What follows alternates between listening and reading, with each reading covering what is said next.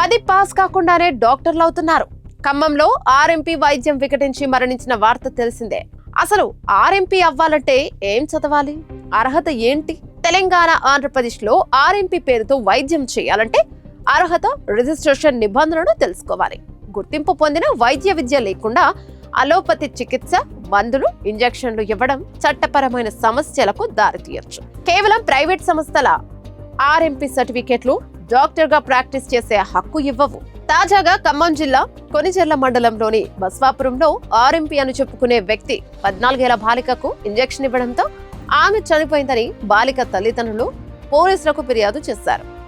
కేవలం జలుబుతో కాస్త నలతగా ఉందని బాలికను తల్లిదండ్రులు ఆ ఆర్ఎంపీ వద్దకు తీసుకెళ్లారు. అయితే ఆ వ్యక్తి ఏదో గుర్తు తెలియని ఇంజెక్షన్ ఇవ్వడంతో బాలిక మరణించింది. దీంతో తెలంగాణ, ఆంధ్రప్రదేశ్ లో పుట్టగొడుగుల్లా పుట్టుకొచ్చిన ఆర్ఎంపీ వైద్యుల వైద్యంపై ప్రశ్నలు తలెత్తుతున్నాయి. గ్రామీణ ప్రాంతాల్లో చిన్న చిన్న క్లినిక్లు నిర్వహిస్తూ వైద్యం చేసేవారిని సాధారణంగా ఆర్ఎంపీలో అని పిలుస్తుంటారు. కొంతమందికి క్లినిక్లు కూడా ఉండవు. గ్రామాల్లో బైకులపై తిరుగుతూ ఇంటింటికి వెళ్లి వైద్యం చేస్తుంటారు. ఏ పని దొరక్క, చదువు సరిగ్గా రాకపోయినా ఆర్ఎంపీలుగా చలామణి అయ్యే వాళ్ళు కూడా ఉన్నారు. గ్రామాల్లో అయితే అసలు ఆర్ఎంపీ అవ్వాలంటే ఏం చదువు ఉండాలి, వారికి ఉండాల్సినవి అర్హతలేంటి అనే విషయాలను ఇప్పుడు తెలుసుకునే ప్రయత్నం చేద్దాం. ఆర్ఎంపీ అంటే ఏంటి?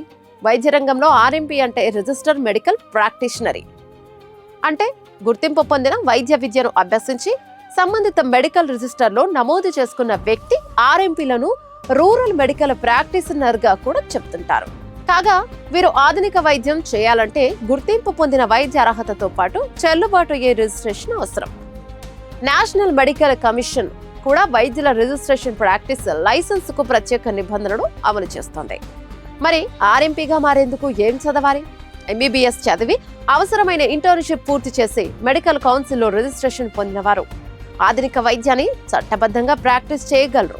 తెలంగాణలో Kaloji Narayana Rao university of health sciences గుర్తింపు పొందిన వైద్య విద్యలో ఎంబీబీఎస్ కోర్సును నిర్వహిస్తోంది.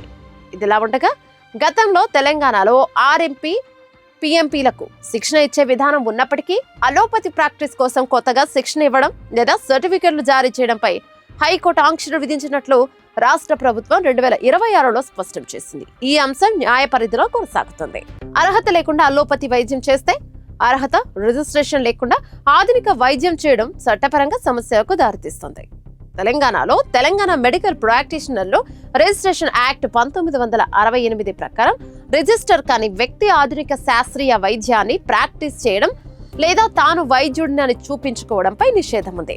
అలాంటి కేసుల్లో పోలీస్ ఫిర్యాదు, క్రిమినల్ చర్యలు కూడా జరిగే అవకాశం ఉంది. తెలంగాణలో అర్హత లేని వ్యక్తులు అలోపతి మందులు రాయడం, ఇంజెక్షన్లు ఇవ్వడం, చికిత్స చేయడం వంటి వాటిపై అధికారులు చర్యలను తీసుకుంటున్నారు.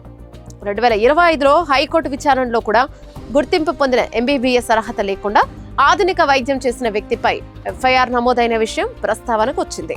ఏదైనా ప్రైవేట్ సంస్థ ఇచ్చే RMP certificate, RMP course certificate లేదా స్వల్పకాలిక కోర్సు సర్టిఫికేట్ మాత్రమే ఉంటే అలోపతి డాక్టర్ గా ప్రాక్టీస్ చేసే చట్టబద్ధ హక్కు వస్తోందని భావించకూడదు.